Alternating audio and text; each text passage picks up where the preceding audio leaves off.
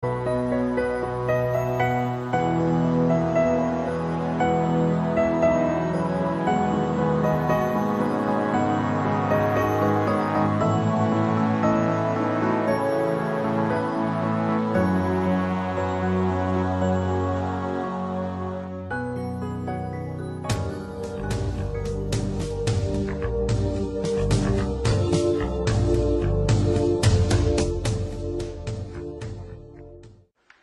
and welcome to Bewusst TV. I'm sitting here with David Icke, and this is, I think, my second interview. I was at your place was it 2007 or something, and yeah, a lot of things have happened since then. But we have to start from the beginning, so to say, for the audience who don't know you, David Icke. Most people know you, but not everyone. And we have to, for starters, we need to talk about what you are associated most with. That is the reptilian agenda, and that we are divine beings, but we are manipulated from beings that are not from here, or what, and that they are actually the royal family, the British royal family is involved with reptilian beings. How does it work? Crikey, on you go. It's something that I've been researching is a hardly applicable word in some ways, because to research means to look for, and you do that, of course you do, but after some extraordinary what people would call paranormal experiences in 1990 and 91, my life has become, since then, this synchronistic series of coincidences which have led me to, and even brought to me, really, people, personal experiences, documents, books, and all these different sources that have put information before me in a very coordinated way, like some hidden hand is passing information to you. And it's not just random information, it's information that very clearly, as it comes into my life, has a direction. It has a series of steps. So in the early 1990s, the information that was coming into my life was about the fact that there was a cabal that was manipulating human society and world events towards the goal of a Orwellian global state, in which there would be a world government dictating to every country. Countries would be dismantled and become regions of great power structures. The European Union is a classic. And what we're seeing now with the European Union is the next stage of breaking countries up by destroying them financially, and then centrally dictating financially and in terms of government. And that there was a plan for a global army to impose the will of the world government, a world central bank to impose the cabal's global financial structure and control, and that the plan was for every child at birth to be microchipped as a matter of course. Now that was kind of whoa enough as the information came, and of course with the passage of the years this has been confirmed more and more by the fact that it's happening. Then there was a phase in the mid to late 1990s when, while that other information continued, and has continued to this present day, another, if you like, parallel and connected series of synchronistic situations happened in my life which brought information to me, and this related to the fact that the network of families which go back to the ancient world that are behind this control system I've just described and its ambitions actually take a non-human form, a not just reptilian, though that seems to be the dominant one, and I moved on from that too and gone into other levels a bit beyond that. But that there is a non-human force behind this attempt to lock down the world. And then from about 2002, 2003, right to the present day, all these continue. Once they come into my life, these different areas, they continue together. That's why I work 12, 15 hours a day, keeping up with it. But this third phase, from about 2000, 2003, was the most important. Because without this, you can't really understand the rest. And that was about the nature of reality, the illusory nature of what we call physical reality, the fact that solidity is delusional, and that we live in a holographic, illusory physical reality, which is only one level of many multi-levels of this reality, which operates on a waveform level, vibrational level, it operates on an electrical level, it operates on a digital level, and it operates on the holographic level, which we in the conscious mind perceive as the world. And to appreciate that when I look through my eyes, another illusion funnily enough, which is why when people have near-death experiences, they leave the body and they're looking down on the body with the eyes, but they're still seeing. So, I mean, the scale of illusion in our so-called physical experience is extraordinary. I mean, and we've not got to the bottom of it yet. But it is that when I look through my eyes, shall we say, that people think that they're seeing everything there is to see in the space that I'm looking at. No, they're not. They're seeing a tiny band of frequency called visible light, which is so tiny it is ludicrous. And the rest of what exists in this universe, and even mainstream science would say this, although it's Stone Age science I would suggest, but even it sees this, that the overwhelming vast majority of what exists in this universe, in energy, matter, mass, whatever you want to call it, its different forms, we cannot see. And therefore, we are living, if you like, in like a holographic television channel. So, all I'm seeing now as I look here is this tiny frequency range called visible light. Channel 1. Yeah, but all the other levels of reality also share the same space as the one that we're experiencing. And, you know, we've got digital television coming in now and all that stuff, but if you take the analog version of television, radio too, they are sharing the same space without interfering with each other, because they're on different frequencies. And thus, interpenetrating this reality that we experience with the conscious mind, it are all the other realities where very, very different worlds are manifest, and with very different what we call laws of physics. And so it's from these frequencies that are very, very close to this one that we use the term with radio and television where interference takes place. And if you have two radio stations that are well away from each other in the frequency band, then they don't interfere with each other. One's not aware of the other one. But you get two frequencies that are close, and you can get, it might be dominated by one, but there's interference from the other. Why? Because the frequencies are very close. Well, these manipulating entities, forces, shall we say, operate from a frequency band that's very close to this one, but not this one. So but we might not see them, but they might be here. Well, let's give an example.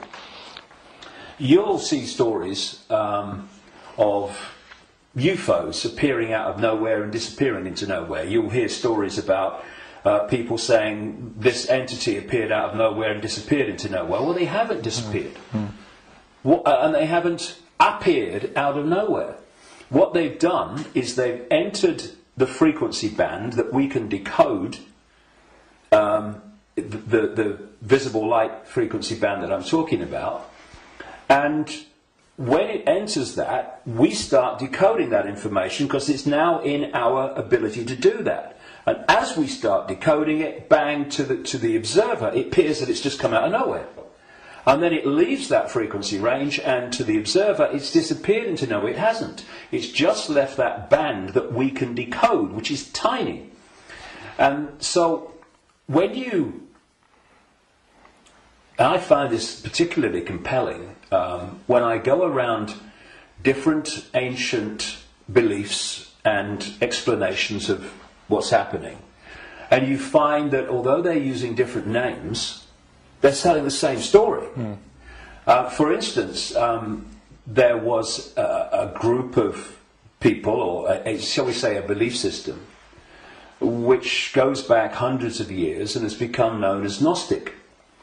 This was the belief system of people that ran the great library of Alexandria, with Hypatia, who was slaughtered by a mob inspired by the Roman Church, because that library carried information and knowledge that would have, as it circulated, demolished the Roman Church's version of everything. And it was challenging the Roman Church version of everything. And what's interesting is whenever you come across the Gnostics' belief system expressing itself, you see it's followed by slaughter, suppression, and the destruction of that knowledge.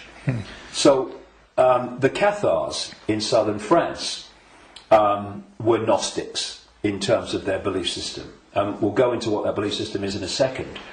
And so, again, in went the church, and all these, people that kill for the church, and they destroyed the Cathars. It's, I think, 1244 was the last stand to the mountain fortress at Montségur in southern France, in the foothills of the Pyrenees. And again, it's not just we slaughter them, but we destroy their knowledge. But a fantastic thing happened in 1945 when a sealed jar of Gnostic writings, quite considerable writings, was found by a peasant in Egypt in 1945. And they describe much of the Gnostic belief system. Now, key in my interest, one of the things, of course, as a quick aside, they were telling a very different version of the Christian story.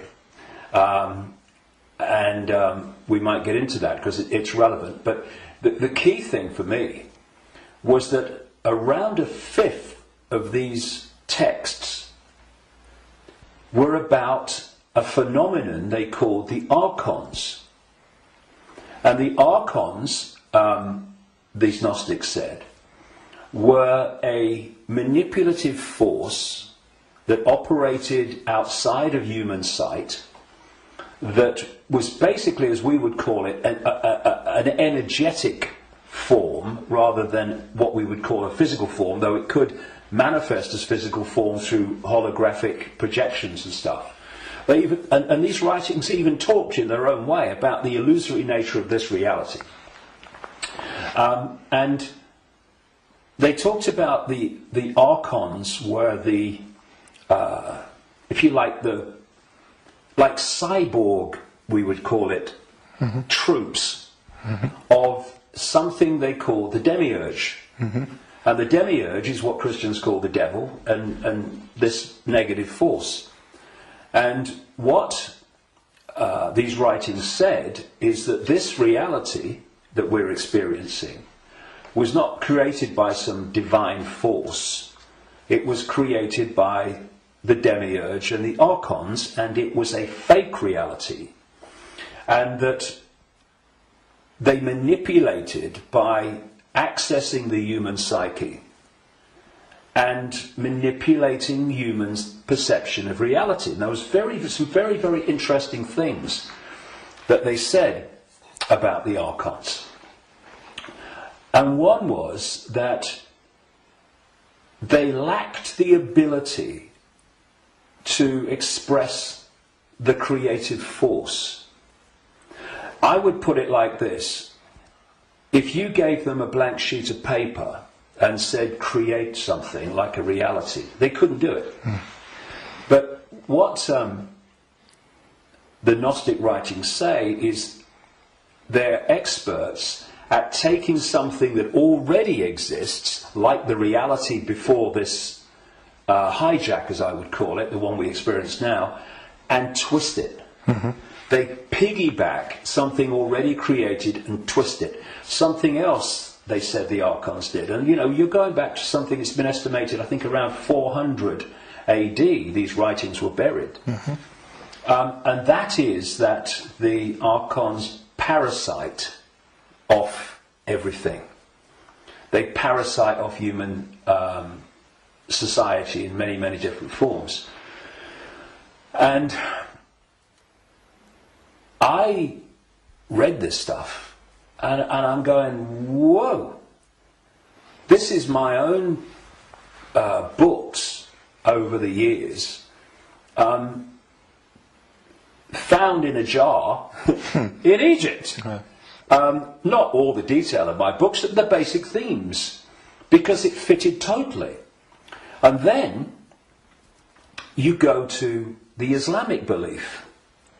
And not just the Islamic belief, because this came from pre-Islamic Arabia originally. And that is the very considerable focus in Islam on energetic beings they call the jinn. And when you look at the jinn and you look at what the Gnostics said about the archons, hallelujah, hello, they're the same thing. And then you go around other cultures and you see the same recurring theme. And so when you look then at human society,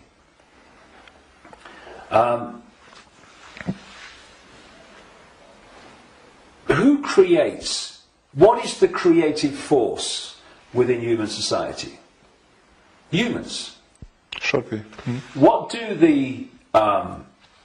these families that I've been exposing all these years, what do? They piggyback off that creative force and manipulate it and direct it in a way that suits them. What do these network of families also do? They parasite off human effort, human labour, human energy, human creativity. The banking system, I rest my case.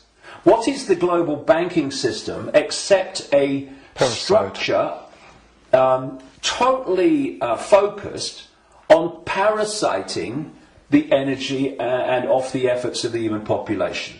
What is taxation?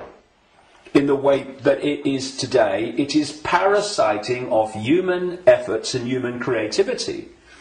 So, what I also found interesting is that the archons are described as we would say, like cyborgs. They almost like, they're computer-like. And they serve this force they call the demiurge. Well, I've been talking about these reptilian entities that operate outside human sight but can come in, and the archons can, but they can't stay for long because of the frequency difference. They can come in for a while, but it takes so much energy to stay in our reality because it's not their natural frequency band that they can't stay for long. And what they've done, just as a quick aside before I continue that thing about the reptilians, what they've done is they have created a network of bloodline families going way back to the ancient world, which represent their interests with invisible light because they can't come here and stay for very long. So these families, where their outer human form, if you like, is operating within the frequency band of visible light, they are the archon representatives within human society. And this is why you get this network of families that sit on top of the banking system, the transnational corporation network, the media ownership level, top of science, top of the education system, top of the military, top of the global intelligence network. These are these families representing what the Gnostics called the archons. And I was just going to say a few minutes ago, when you look at how these archons are described, they're just like the reptilians that I've been writing about for years, in terms of their computer-like structured to the point of obsession society, which absolutely knows its hierarchical place. Every level knows its hierarchical place in it. And it's very robot-like and computer-like. It's not a flowing creative force. It's very structured. Boom, boom. And that's how the archons are described. And they have no compassion, no yes. I mean, empathy. The only one time I've taken psychoactive drugs in my life was in 2003 in a rainforest in Brazil, when I took a rainforest potion called ayahuasca. And I went into, I had an amazing time. Some people had a bad time on it. And for 5 hours, this voice, so strong when I went into an altered state of perception, talked to me so loudly and so powerful about the illusory nature of reality for 5 hours. And when I came back, and because I had instant memory of all of it, when I came back and checked it all out, you could see very quickly that mainstream science, in all its different disciplines, has shown that what I was told that night is true, but because the disciplines are kept apart and are war with each other for funding and precedence, that the dots never get put together, because they're not meant to. We're not supposed to know what reality we are experiencing. It gives us too much power once we know. And this voice said to me at one point, about when he's talking about the computer-like nature of these manipulators, if you programmed a computer to abuse a child, would the computer have any problem with it? No. Why? Because it would just decode the data and act in line with the data, the software program. And this reptilian force is very much like that. Very structured, very predictable. And interestingly, because most people don't realise this, but one of the most important parts of the human brain in terms of human behaviour and response and reaction to situations is called the reptilian brain, or the R complex. And when you look at the traits of the reptilian brain within the human brain, of course other parts of the brain balance that out, or should do, but when you have more reptilian genetics, those traits of the reptilian brain are obviously more extreme and more pronounced. And one of this is mainstream science, one of the key traits of the reptilian brain is obsessive ritualistic behaviour. And what is ritualistic behaviour? It's following the same pattern, day after day, week after week, repeating repetitious behaviour. Now, this is robotic. And so you've got the reptilians described in those terms, the archons described in those terms, etc. And these forces are different expressions and names for the same thing. Now, one of the manifestations of this network of bloodlines that represent this archonic reptilian force within human society is the royal families going back to the ancient world, and the aristocratic families that surround them. Why? Because where did the idea that certain bloodlines should be king or queen of a people, and you have this hierarchy, because this is the other thing about reptilian genetics and the reptilian brain, it's obsessed with hierarchical structures of power. Look at our world. Look at the royal families and the aristocracy. It's absolutely rigid with hierarchy. Everyone knows their place. You're a viscount, you're a baron, you're a lord, you're a king, you're a prince, and all this stuff. This is the human expression, or the partly human expression, because they're hybrids, of the reptilian archon obsession with hierarchical structure manifested in our world. Because what they're doing is bringing that archonic reptilian reality into our world and making our world like theirs, more and more and more. Now, we have this thing, of course, going way back, which goes under the title of things like the divine right to rule. And what is that? That's the right to rule because of your bloodline, because of your DNA. And we have the ancient emperors of China claiming the right to be the ruler because of their descendants from the serpent gods. And the association between the serpent and the snake with royalty and royal families and royal bloodlines, just follow it back. And so you look at these royal bloodlines that have come through, because what happened is that there came a time when the human population started to reject overt, in-your-face dictatorship from royal bloodline. And that you had that move where this force, not entirely, not least in Britain, moved into what I call the dark suit professions of banking and business and all the rest of it. And politics, and have gone on manipulating from that point of view. But some of them survived, like the British royal family. Now, if you want to see a group of people that are so obsessed to the extreme, not just with hierarchy, but my goodness me, they are. The whole British class system, as they call it, is based on, obviously, hierarchy, which is based on the head of state being the Queen. But you want to see a group of people who are obsessed with ritualistic behaviour, look at the royal family. She goes to the same palace at Christmas. She goes to the same palace in the summer.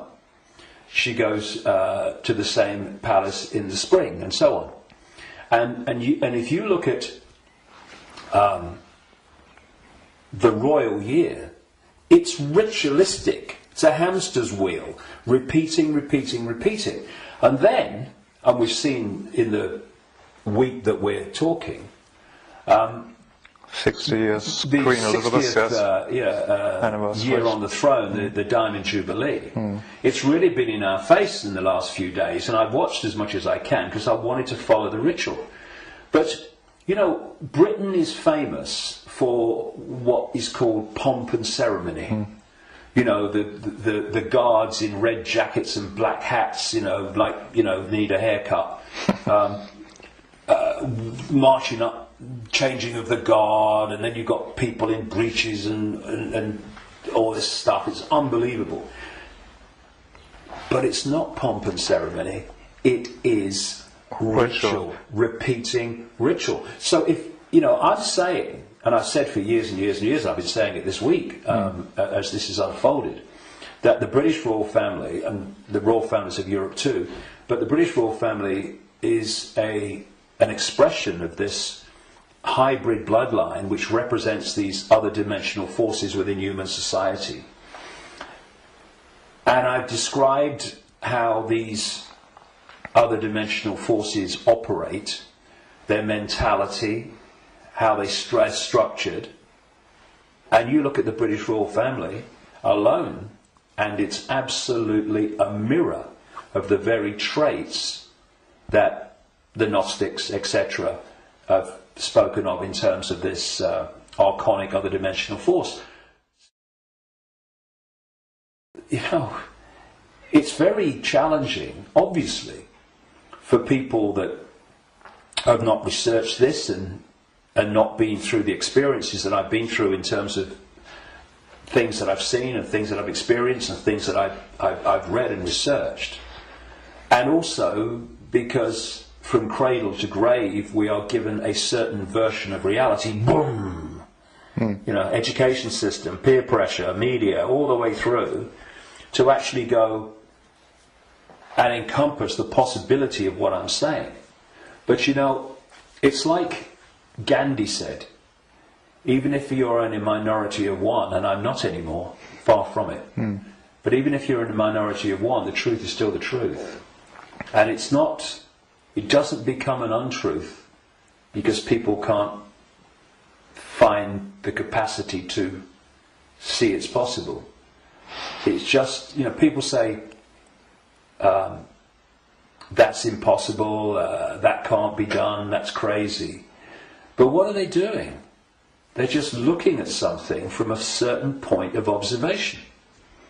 And if their point of observation has been just to take in the programming that's imposed upon us from the first moment we become conscious in this reality, then they'll see it in a certain way and they'll say that's crazy.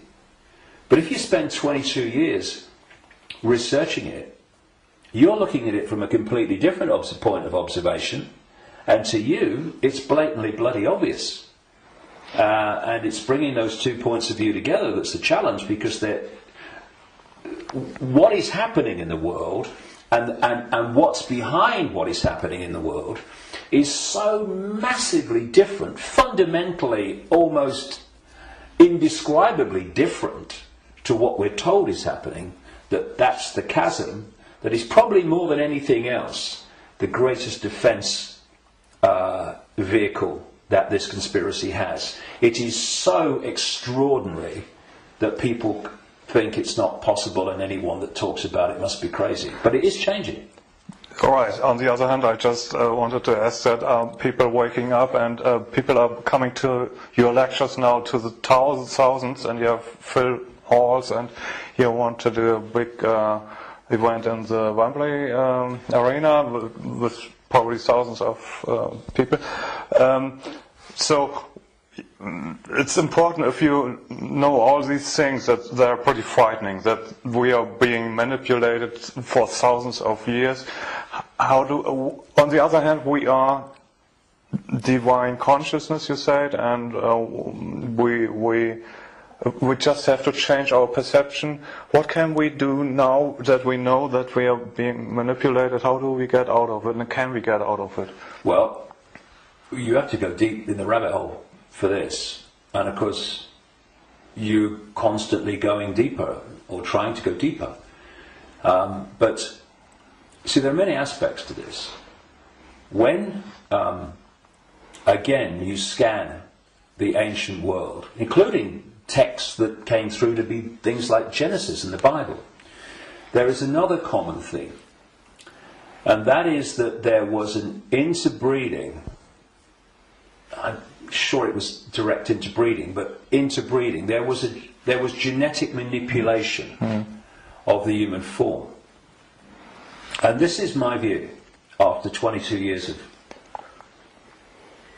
researching this and the information coming to me. Before this force hijacked our reality, humans were very different, and it's so different. I won't call them humans, I'll call them earth people. And they were a heart-censored society, in the sense that, you know, we have this holographic body, and interpenetrating all the different levels of the human form, energetic and holographic, are vortexes that have become known as chakras, wheels of light, as they call them in Asia. Vortexes which interpenetrate these different energy fields. And it seems there are 7 basic ones, foundation ones, many others, but foundation ones, going up through the human form. And this one is the key, the heart. This vortex connects us to way out there, to far higher, more expanded levels of awareness than anything else. And the organisation, there's an organisation in America, it's called the Institute of Heart Math, and they research the power of the heart. Heart math. Yeah. Sounds good. And they've been doing it for a long time now. They have found that the most powerful electromagnetic field in the body field of electromagnetic fields is the heart. There are more nerves going from the heart to the brain than coming the other way. Mm-hmm. And that when the heart energetic field is in what they call coherence, in other words, balance,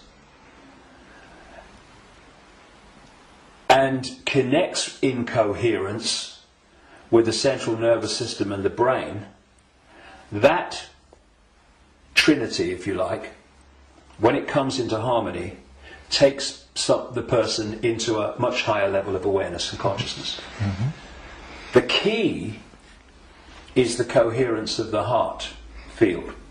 Once you knock that out, you knock everything out, and what's left then as the arbiter and decider of reality? This. Now, this is a great servant to this. Mm-hmm. It's not a great master when it's in control of our perception of reality. And there's another vortex in the belly, which is about emotions.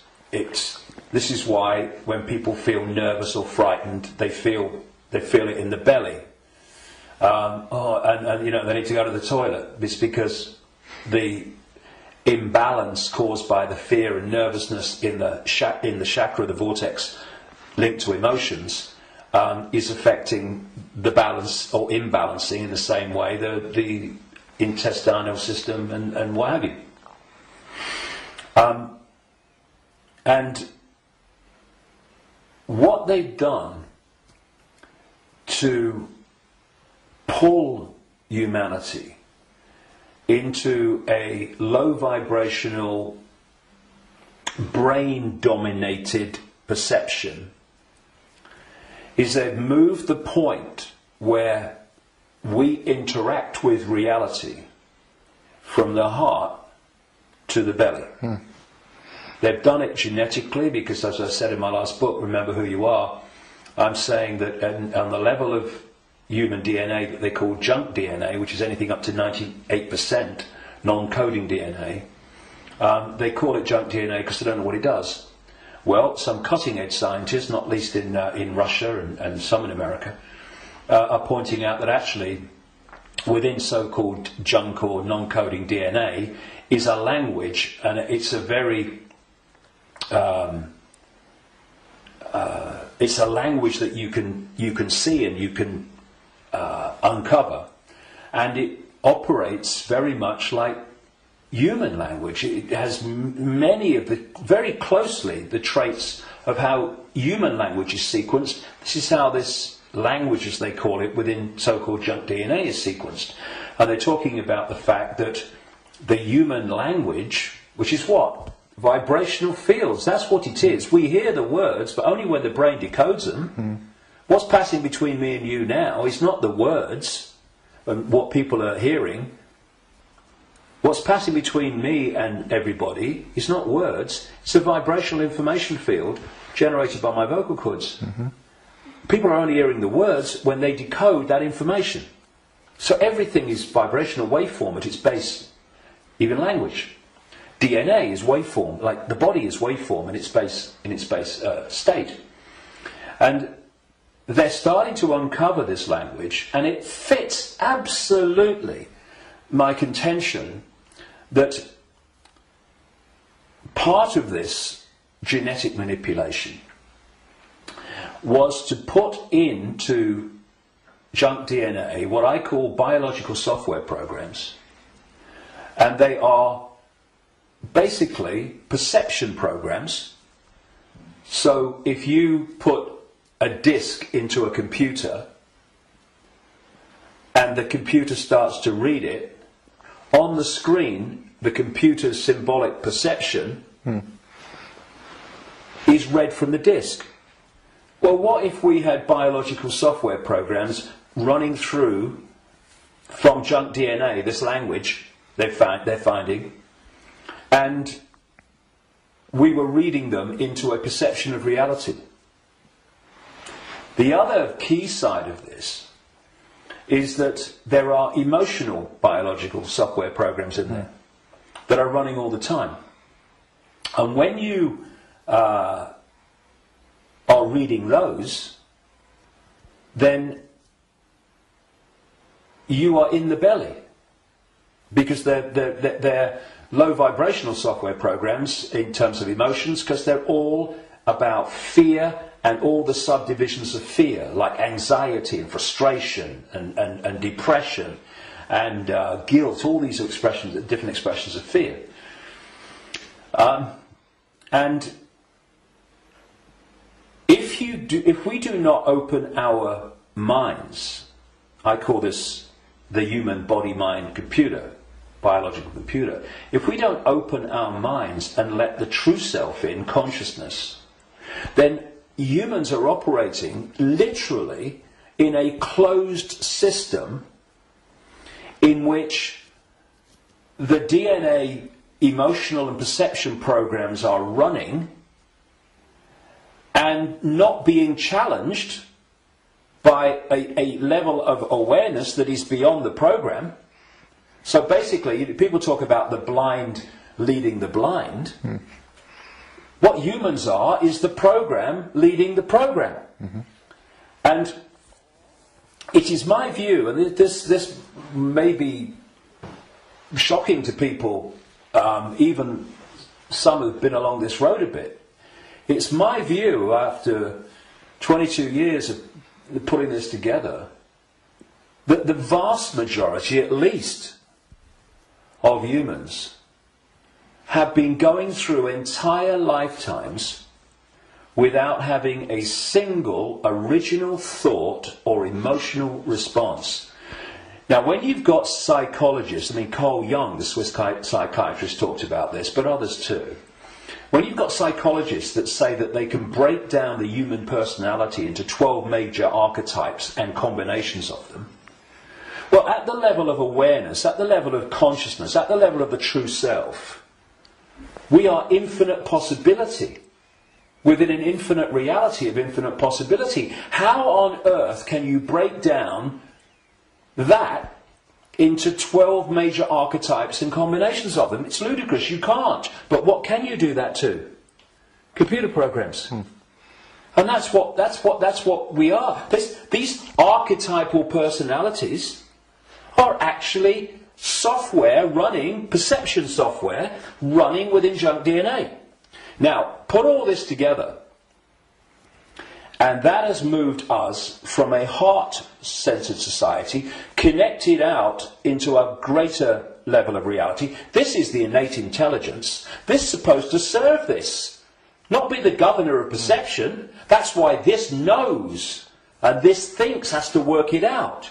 People don't go, my intuition thinks. No, my intuition, and we do this, don't we? My intuition just knows, because instinctively on a subconscious level, we're going to that point of true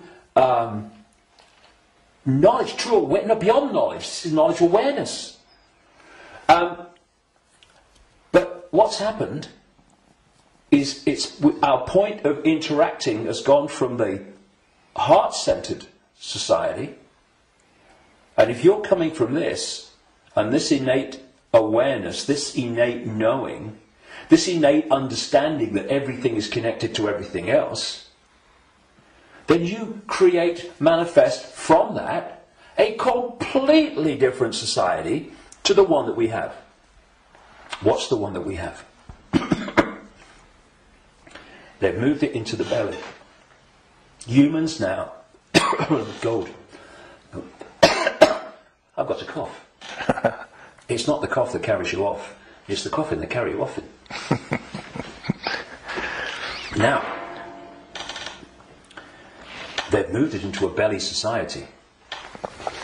Where does human response come from, overwhelmingly, to events that we face? The emotions. It's an emotional response. It's an emotional reaction. It's not a heart reaction, overwhelmingly, though of course it does happen. It's an emotional reaction.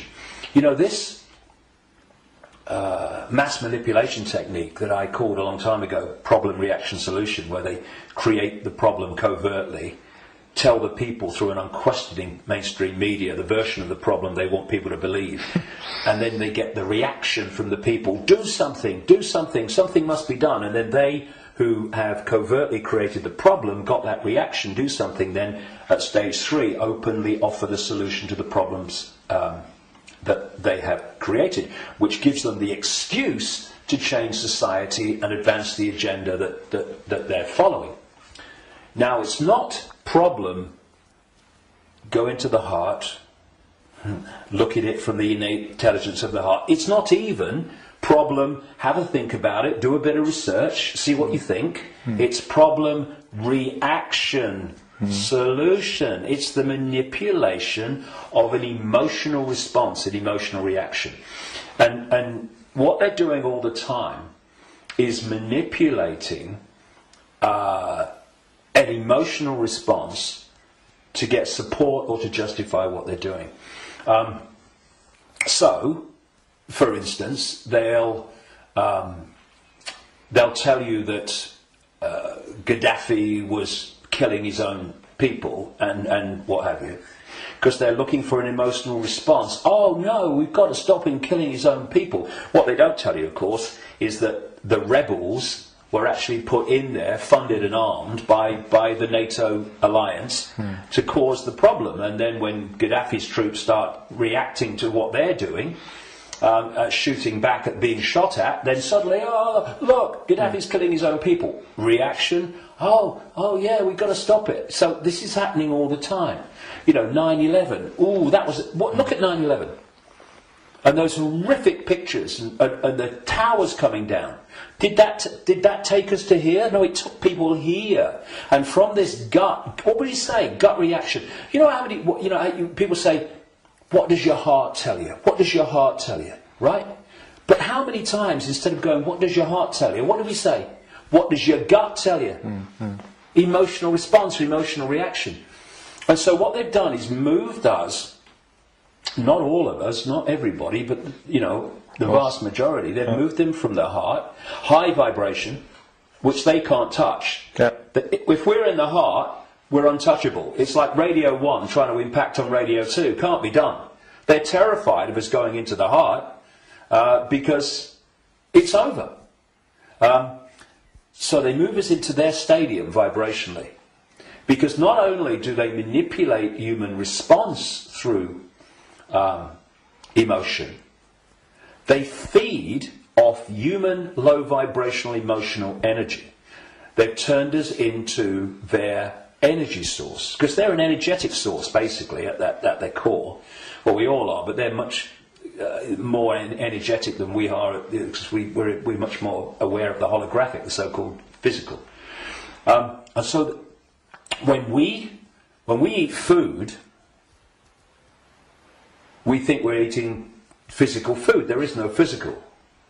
We're eating holographic food. But the foundation of that food, which we decode into some kind of illusory solidity, is actually a waveform information field. All that these entities do is they feed, they get their energy source, not from a sandwich and a cup of tea, but directly, energetically. They absorb energy in its waveform. And so when we generate low vibrational human emotion, that emotion is resonating within the frequency. That's why we can't see it. We can feel emotion, but we can't see it. Because it's vibrating within another frequency band beyond visible light, and that's the frequency band that these archons, reptilians, overwhelmingly operate in. So every time we generate fear and all its offshoots, we're feeding them energetically. So you get a war, a 9/11, a global war, and you get an economic crisis where parents now in Greece are giving their children away or selling their children because they can't afford to feed them. Can you imagine in that one incident with one set of parents how much is generated here emotionally from the horrific? I can't even think about it. Imagine what it must be like. And that's just two parents. You get that operating. Look at the world. Look at the world every day. All over the world, in all its different expressions, how emotional energy is being generated and produced by the circumstances that society has been structured to create. It's an orgy of energetic vampiring. When Morpheus in the Matrix held up a battery and said, the Matrix is a computer-generated dream world made to turn humans into one of these, that is a profound truth, because that's what we've become. Not so much batteries, though that was a good symbol, but actually generators, power stations, generating this energy. So we have this situation, if we bring these strands together at this point, in my contention, that these perception programs are running through junk DNA, and the emotional software programs, biological software programs, are running through non-coding junk DNA. And as those programs are running, and as society is structured so that it generates situations, in computer terms, data, that trigger those programs, and bring them to the surface where they're more impacting upon our behaviour and responses. You are locking humanity into this closed system where the program programs the program, and you're also pulling people from the heart, high vibration, down into low vibrational belly emotional vortex, which is pulling humanity into the predator's vibrational stadium, and in doing so they are able to trawl and vampire the energy that emotional state and response is constantly generating. Now, I've talked for a long time from your question, what can we do? Because that background, I suggest, was fundamentally necessary. So what do we do? What can we do? It might sound trite and all the rest of it. I mean, because what we've got to do, of course, is we've got to stockpile weapons. We've got to create human armies to fight against them. And we've basically got to try to do all the things to them that they do to us, right? And where does that take us? First of all, it makes us them.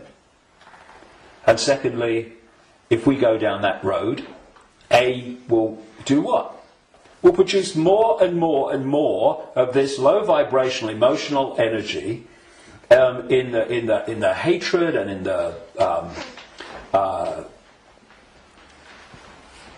the anger that we produce.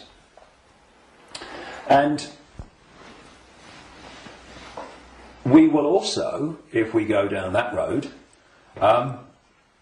we will have symbolically weapons that manifest as a pop gun against state-of-the-art weaponry. So, although it's very macho and very, we've got to fight. I love Tony Blair once. He said, we've got to fight for peace. Sorry, can I just have some time to work that out in a darkened room, please? And it is something that, when you look at it, is very good for the macho, we've got to fight him. But as a strategy of bringing this down, is doomed to failure and disaster, because it's playing the game they want us to play. And if you're in that macho mode, and you think the whole spiritual side of things and stuff like that is namby-pamby, airy-fairy and a bit, soft, then what I'm going to say will make no sense. But if we are going to bring an end to something that has been created and perpetuated by something happening, then we can fight that something, or we can remove that something. And if you've got your finger in, a boiling pan of water, well, you can turn the gas off, or you can literally take your finger out. In other words, instead of finding a solution to the problem, turning the gas off, not really a solution, your finger's still in there, you remove the cause of the problem. The cause of your problem burning in the water is because your finger's in the frickin' water. So remove it. Done. And if you look at any situation that we want to change, you will always find that removing what has caused the problem is always far more effective than finding a solution to the problem that you've caused. And so, we have this control system, we have this constant and gathering, expanding imposition and dismantling of people's lives financially in all these different ways.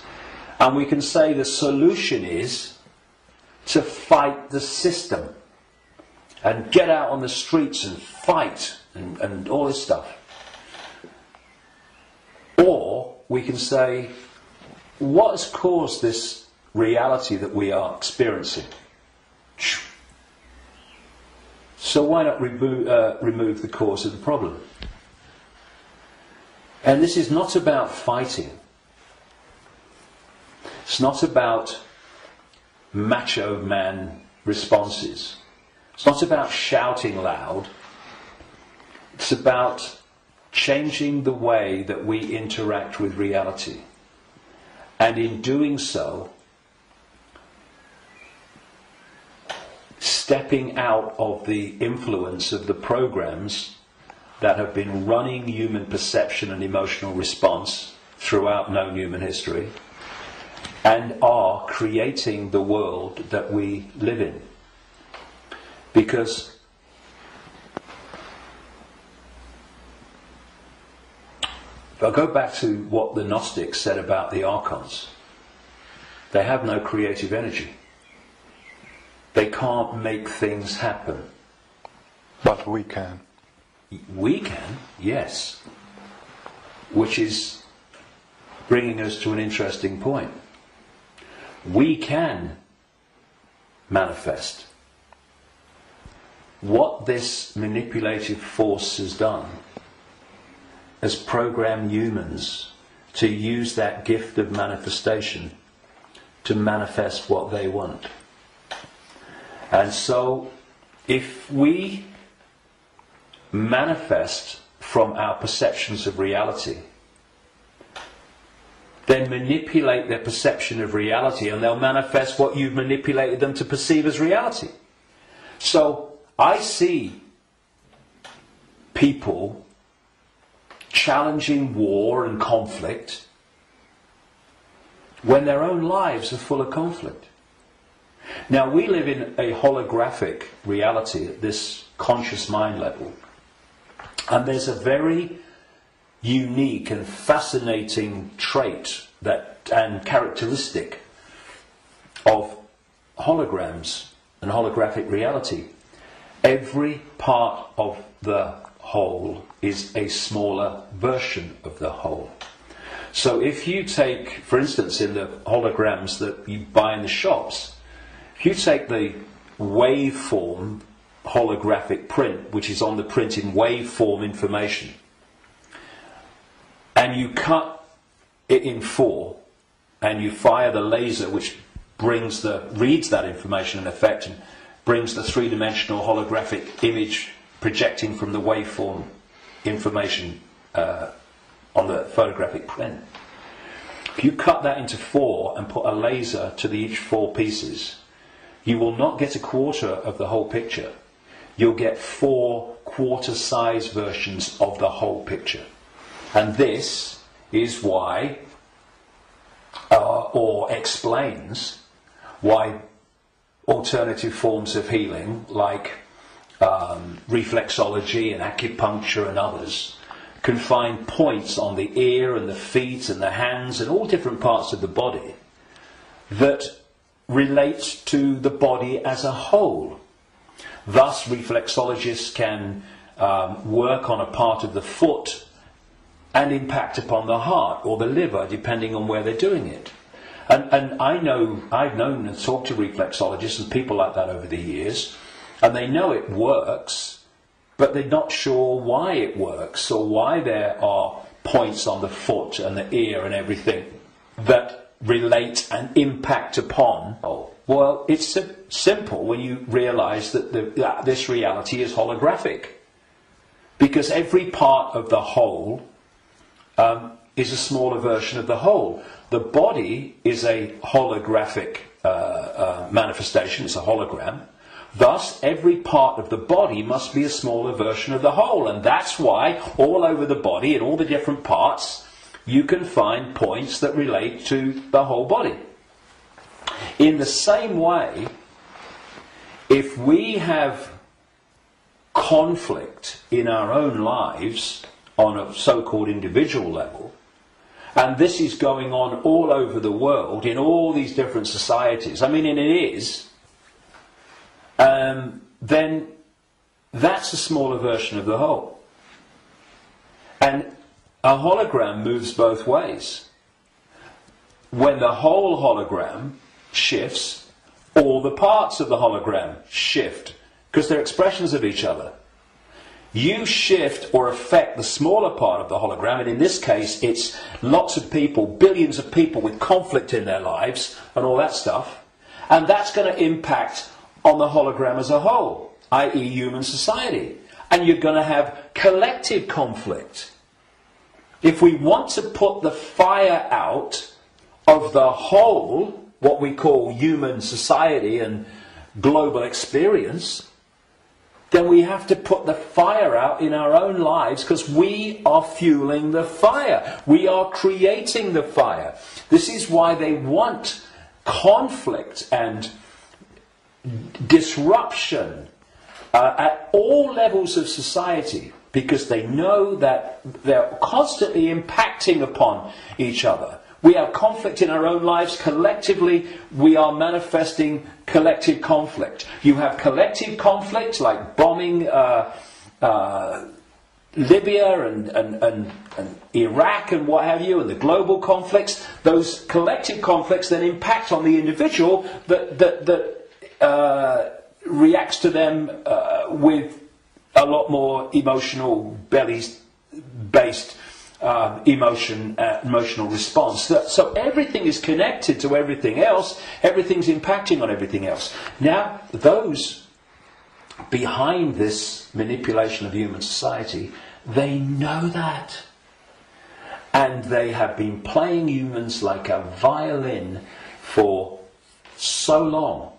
And this is why, not the only reason, but this is why they created human religions in this part of why, because there were many whys for that.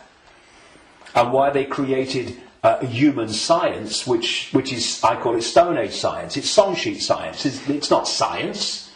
It's just a bogus explanation for reality, so we don't see the real one. This is why the nature of reality is hardly, if any time, discussed in schools or education in general. And you know, I travel around the world. I've been to 50-odd countries, many of them many times. I've seen the streams of television channels, not least places like America. You're going through the zapper button, and there's channels after channels after channels. I have never seen one that was asking the question with an open mind: who are we? Where are we? What is reality? Now that is ludicrous. I mean, we have a situation where probably the vast majority of people go through a lifetime, until they come to the end of their lives and they're thinking, you know, where do you go? Who don't even think about, who am I? You know, you say to, who are you? Oh, I'm Charlie Jones. I drive a bus. And they'll tell you your family history, they'll tell you their life history and all that stuff. That's not them, that's their experience. And human self-identity identifies who we are, self, with our experience, with our name, with our job. Who are you? I'm a banker. No, that's your experience, it's not who you are. And so when you lose touch with who you are, and you lose connection to the true self beyond the program, then what's left is for the program to run and dominate our sense of reality. Our sense of reality becomes our point of observation by which we judge everything, and the emotional reaction from which our judgment and response to events comes. And it's a closed, ever repeating cycle. And unless we break it, then this will go on. And we break it by moving our point of attention, the point at which we interact with the world, from there to here. And you know, I had some amazing experiences in Peru in 1991. Amazing experiences which changed my life and all the rest of it. And I went back to Peru with a group of people from all over the world in April 2012. And we went around Peru, and we went to Machu Picchu, and this place where I had my amazing paranormal, what extraordinary experience in 1991 called Siyustani, near a place called Puno, and Lake Titicaca, the highest navigable lake in the world. And this group, all of us, were going around these places, and what these places were heart places. Mm-hmm. When you went there, you interacted with them from here. And the behaviour of the group and the demeanour of the group was laughter and joy and happiness. Then there was one day, and this really, you know, I've been aware of all this for a long time, but you know what it's like. Sometimes you have an experience and it goes bang in your face. And there was one day towards the end of the trip where we went to a place called Kiwanaku, just over the border in Bolivia. It's an ancient site, very famous ancient site if you look at the history and accounts of South America. And if anyone thinks that human awareness, human emotion, human demeanour does not impact upon the energy field that we're all interacting with, they should cross the border between Peru and Bolivia at this place where we did. You walked across a bridge across a river, and one side was Peru and the other side was Bolivia. So once you crossed into Bolivia, woo, boom, this, you're right? back. So it took ages to get through the border guards, just for a tourist group who's going to be in the country for about 3 hours. They'd all just come back from a hospital, apparently, where they'd had a sense of humour bypass. And we headed to this Icke, going through in a 40-minute drive through a police checkpoint and a military checkpoint. You know, I mean, if anyone says that he's predicting that Bolivia is going to be a police state, well, you're too late, mate. Anyway, we get there. And it was horrible, Icke. It was big time here, right? And I felt this in many places around the world, and they've all been connected to human sacrifice and rituals involving these entities operating in other levels of reality, but interacting with this one. This is what satanic rituals are. They're the interaction. This is why they do certain things and repeat them. They're creating an energetic environment which allows interaction and even the manifestation of these entities within the rituals. This is what sacrificing to the gods was all about in the ancient world. Because when you sacrifice someone, the people doing the sacrifice, they drink the blood and eat the flesh, which is what this whole Roman Catholic thing is really about. Drinking the blood of Jesus and eating the flesh, that's just a mild bloody cover for what goes on in the background. But on the other levels of reality, while this is going on, these entities, perceived as the gods, are feeding off the terror of the victim. Right? This is sacrifice to the gods. Anyway, we get to Icke, and it was that kind of energy. Ooh. But what I noticed was the demeanour of the group changed. People weren't happy. They were not in a good space. And there was this lovely guy, Mark, a lovely Irish guy, and the change in the behaviour of the group was so pronounced that on the way back, which we got back into Peru, where everyone started getting a bit happy again, I asked people if they wanted to go on the microphone on the bus and explain, their experience. And Mark said, and Mark was a lovely, lovely guy, all laughing and dancing and all the rest of it, all the way through Peru. And he said, when I was at Icke, he said, I just wanted to shout abuse at anyone that got in my way when I was trying to take a picture. And I just felt so different. And I won't labour the point, but having, seen it and experienced it and seeing the response, you could see Peru, what a world that would be. And then Icke, the world that we have today. And we really got to move to here. And I would say to people, it's a challenge in this world, because virtually everything in this world is designed to push you here. So when you're responding from a belly emotional point of view, and you can do it with your mind, with your consciousness, you just move. It's moving your point of attention. That's what it is. You move your point of attention, and you move it here, and feel that point of attention here, not here, and you'll see the situation you face. I know, because I've done it myself, and I've talked to others about doing it, and they have, and they say, yes, it does work. You get to bring it to here. A situation that you're facing looks very different here to here, and vice versa. This is what we need to go. We need to become the heart-centered society that we are being hijacked and manipulated out of. Now, it's not just about moving your point of attention here and seeing the situation from here. Once you move your point of attention here, the vortex opens. Because now you're interacting with it with your own awareness, instead of interacting in a way that's dominated by this emotion. And when that opens, what comes through that energetic channel is innate intelligence, innate insight, innate knowing. And suddenly you're seeing the world and getting insights into things, and you're seeing what is happening as it is, and not as this is programmed to see it. And this is programmed to see it. You see, the brain, isolated from the heart,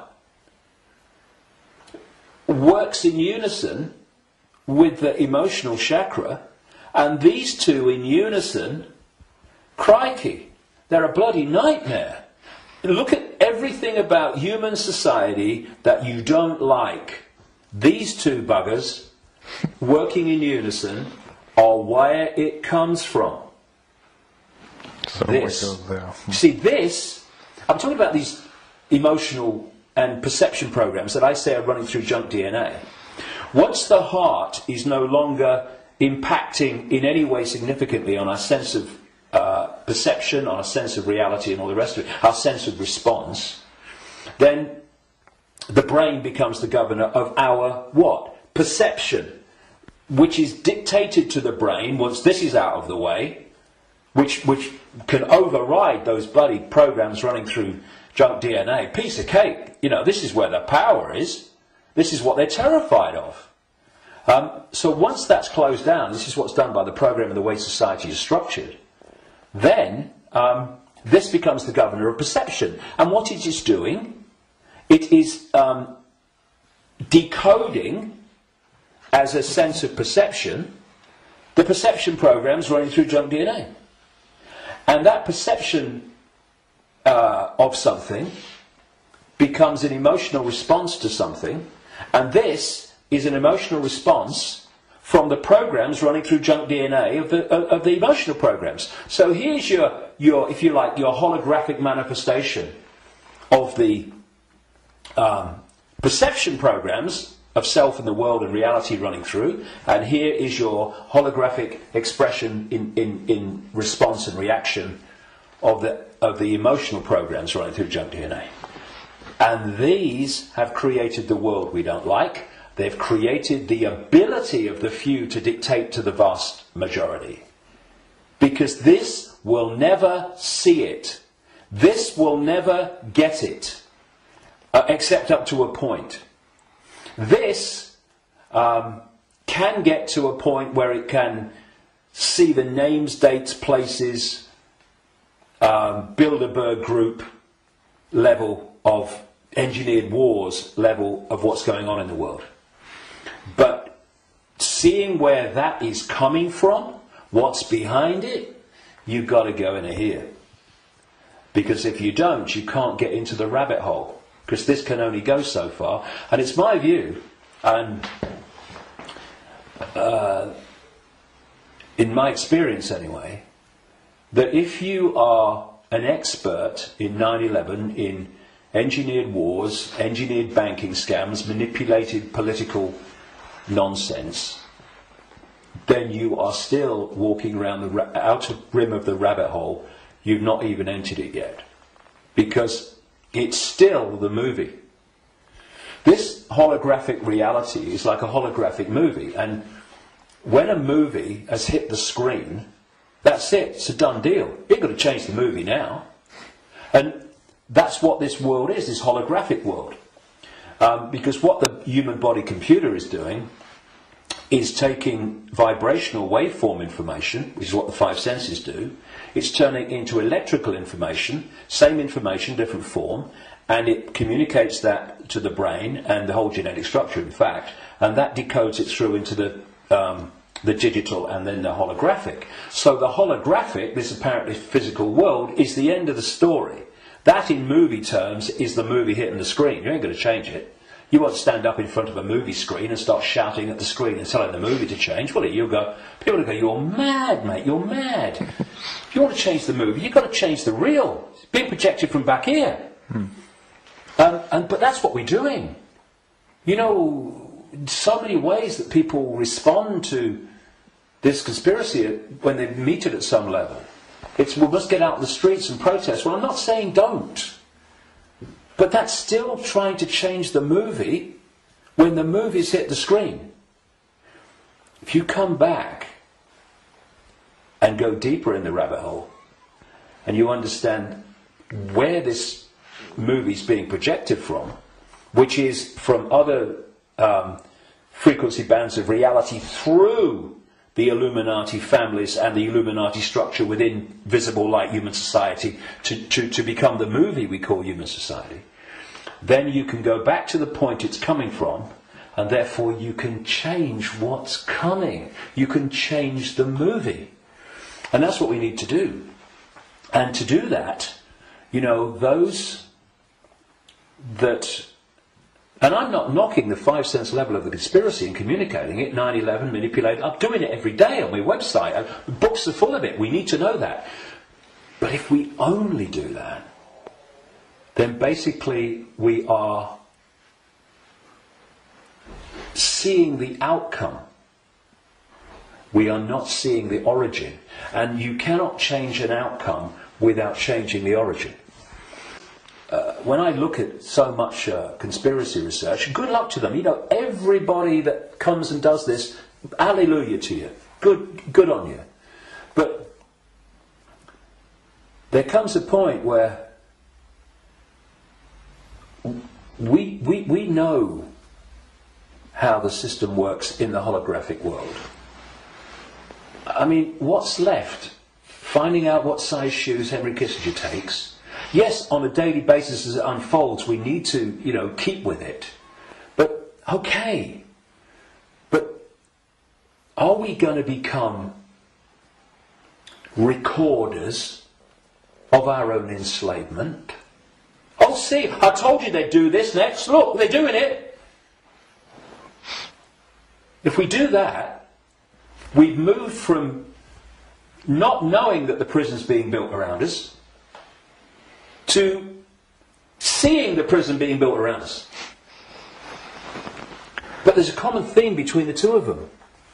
The prison's being built around us. And that's fine if people want to do that only. I'm not saying don't do it, but to do it only and ignore where it's coming from, therefore the solution or the removing the cause of the problem. The people who only do that will record and record and record and record their own gathering enslavement and the enslavement of humanity until we wake up. Would you come with me, sir? I ain't waiting for that. We need to change where it's coming from. And for that, there are some major challenges for those in the conspiracy research arena who are dominated by a sense of patriotism and dominated by a sense of a religion.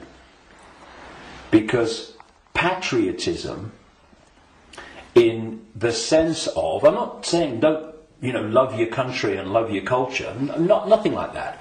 But patriotism, in the sense of self-identity, I am an American, I am an American patriot. No! That is your experience. What you are is infinite awareness. All that is, has been, and never can be. All possibility. Having that experience. And I'm a Christian. No, you're not. That's the belief system you have chosen to take on as your persona. But it's an experience of being a Christian. It is not who you are. And if you self-identify with being a Christian or being a Jew or being a Muslim or being a Hindu, again you are in a self-identity which is self-identifying with something that's not you. And also, and this is in terms of getting to the origin, it means that you are not going to go, I've come across this all the time, me. I mean, I'm the guy that people in mainstream society, they see conspiracy researchers of the 5 sense nature as extreme and crazy. A lot of them see me as extreme and crazy. Because if you think that all you need to know about life and reality is between the covers of two covers of a book, written by who knows when, in who knows what circumstances, the Quran and the Bible and all the rest of it, then and what that tells you are and reality is and how it all works, you ain't even gonna begin to go down the rabbit hole into the areas that we need to understand. Because if you do, you immediately realise that your religion is part of the conspiracy. I talked earlier about the archons and this demiurge that this like devil figure, as Christians would call it, that the Gnostics talked about in their texts. Well, that demiurge and those archons, those jinn and whatever you want to call it, those reptilians and all the different facets, they are the force that the major religions worship as God. Yeah. It is the Islamic God, it is the Christian God. Well, I'm being controversial now, aren't I? I have been known to. I don't care. I want the truth, not the popularity contest victory. It's the God of Islam. It's the God of Christianity. It's the God of Judaism. Yahweh. Oh, that's the demiurge. That's this fake manipulator of creation that the Gnostics talked about. So we've got this situation. Please tell me it's not true. I'm afraid it is. But it doesn't have to be. We just change it. And it's gone. But where this unseen network that the Gnostics talked about, all these people talk about, have created this conspiracy, this network of human manipulation of politics and business and banking and all the rest of it. And some people, increasingly large numbers of people, fantastic, have started to see that and challenge it and try to expose it.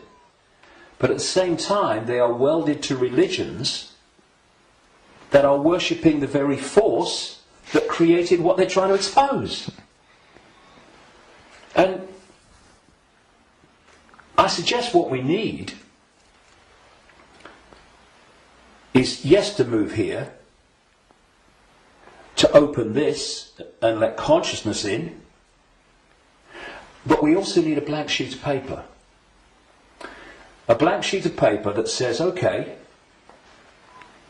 all preconceived ideas over here. All preconceived beliefs and perceptions of reality over here. Now, from this point, what goes on that sheet of paper in terms of my perception of reality comes from information, comes from innate knowing, does it feel right, and comes from it standing up on the basis of credible information and intuitive knowing. Now, some of these preconceived beliefs, they might be able to be put back. Maybe, I don't think many will. I don't think any will, really, but they can be. But they're not there on the sheet of paper dictating reality by reflex action. Like David Icke, he talks about shape-shifting reptilians. He's mad. It's not possible. No. You do not believe it's possible, and thus you are dismissing what is absolutely explainable, not because you've researched it, not because you've even looked at it, but because that program, which is dictating your sense of reality, cannot encompass it.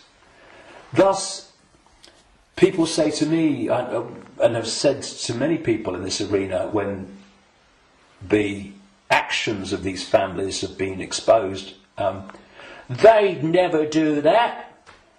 No, mate, you would never do that. They would and are every day. It's this, and then you say, well, how much? I've said this to television interviews in the mainstream, but they're like, loads of rubbish. And I say, well, I've been to 55 countries, many of them many times. I've researched this full time for 22 years. How much research have you done on this subject? Zilch. But it's different, it's outside of their perception of possibility, so it's dismissed. And this blank sheet of paper lets anything in so long as it justifies its place on the paper. And when you do that with an open mind, you don't say, I'm a Christian, so I don't criticize Christianity. You go, I'm going to look at Christianity and what I've believed up to this point from a detached perspective and see if it stands up. I know a guy in America who set out many decades now. He was a real avid Christian, and he set out to prove the Christian story was true. Jesus existed and all this stuff. And very soon after this, as he started, I'm going to show it. Of course, what he realised very quickly is the evidence is all the other way, and he became a conspiracy researcher because then he's going, well, nothing of it. If I've been duped on this, what else am I being duped on? And then the dominoes start to fall, and you start to see the greater conspiracy. But he had an open mind enough to see that when the information was going in a certain direction, he was willing to go with it. But a lot of people that are welded to religions, they don't want to look at the information. And you can be a religious believer, and you can go to the 5 sense level of the conspiracy, because you can say it's Satan and Jesus is coming, and it's Armageddon, and it's the end times and all that stuff. You can do all that from a Christian perspective, but you ain't going to get in the rabbit hole. To do that, all those belief systems have to go, because they're there to censor the true self. Okay, thank you, David. That's amazing, and a lot of information, and a lot to think about. But the important thing is not to think, but to know, to feel, and we all have the ability and the what humans have. We can change it because we can create, which the others can't. Yeah, so they create through us, and the difference is, and the way to turn this around is to, instead of having our sense of reality manifest as our experienced reality by external forces manipulating our sense of reality, which becomes our experienced reality, we get rid of that influence, and our unique perception of reality becomes our unique experience of reality. Do you think we've got a world worth living in then? Do you think 2012 is a year that a lot of people say then there will be a major change? Do you think that's happening? Well, I've not gone along with that in the way that it's just been described in many ways. I came across a theme almost immediately after my initial stirring awake in 1990, in the spring, when I went to a psychic because I felt this presence around me all the time, and I wanted to know what it was. I didn't tell her, but just she would pick it up, and bingo, lots of things happened. So, I was going to go out on a world stage and reveal great secrets, and then there's this shadow across the world, had to be lifted astray, to be told all that stuff. From that very earliest time, there was this theme that there was a vibrational change, which I would see now as a waveform information change, that was going to have many effects, but two major ones. One, it would awaken vast numbers of people eventually to another perception of self in the world and reality. The less closed-minded would be affected first, but eventually people at that time who were absolutely in the bubble, in the box, would be affected. Well, it's happening. Quite demonstrably, it's happening.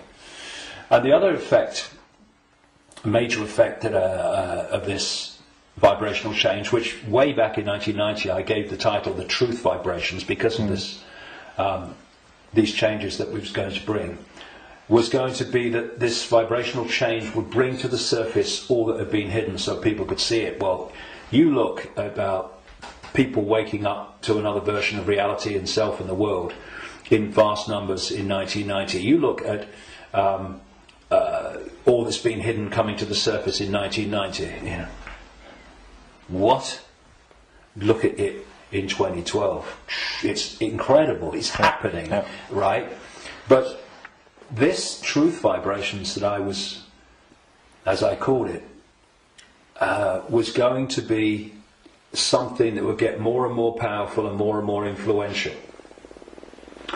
And the significance, the greatest significance for me of 2012 is that it's not 2011, but it's not 2013 either. However, I think that what we are seeing in 2012, and we'll see more of in 2013, 14, 15, is that we are now reaching a point in this where it's starting to be tangible in its impact. You know, I'm seeing people now within the system, doctors, scientists, people like that, are starting to look and saying, it's all nonsense, isn't it, right? Now this is, so we've reached a point in 2012 where this is becoming more and more tangible. And I think by the end of the year it will be more tangible, you know, because this is an ongoing thing. And the focus on 2012 in a positive way about, you know, this is going to be the Great Awakening. And I don't think it's going to be the Great Awakening in 1 year, but that focus on it, people are focusing on the fact of awakening, and that's bound to impact upon people opening their minds. The negative part about it, of course, is this stuff about the end of the world and all that stuff, which brings, where does that take you? It takes you here. So I think that 2012 is significant in that way. But in 2013, we're going to see the impact even greater, 2014 even greater.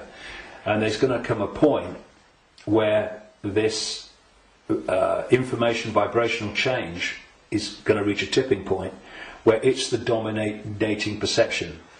And at that point, the House of Cards will come down. And one of the other themes in the last 22 years that I've picked up from many different sources and stuff is that just when the control system appears to hold all the aces and has got everything in place, it's going to come down so fast it's going to be shocking. So for a little while longer, I mean, we're seeing it now, you know, President of the United States every day deciding who's going to be killed in a drone attack and all that stuff without any due process or anything like that. So we're moving, but at the same time, this awakening is moving as well.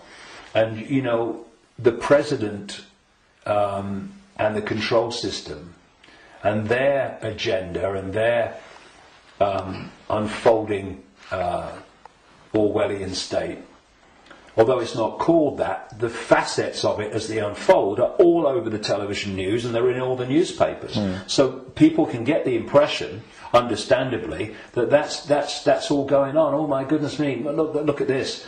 What's not in the papers, what's not on the television, for obvious bloody reasons, is that this is this quiet, well, in terms of people like me, as loud as I can bloody be, awakening, but a quiet awakening with most people is gathering and it's growing.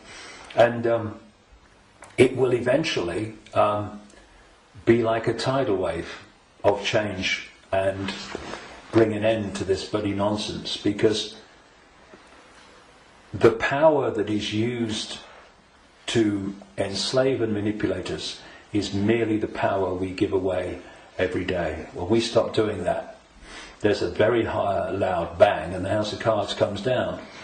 But so that's the revolution. The revolution is not stockpiling weapons and hurling abuse and all this stuff. The revolution is remembering who we really are and the power to dictate our own reality collectively and individually that memory brings. That's the revolution, remembering who we are. That's why I call this big event at Wembley, Remember Who You Are. It's the key to everything. If we don't remember who we truly are, infinite consciousness, having an experience, nothing's going to change. But we are, and so it is. It's changing. We can see it, and you're part of it, and we are part of it, and I thank you for what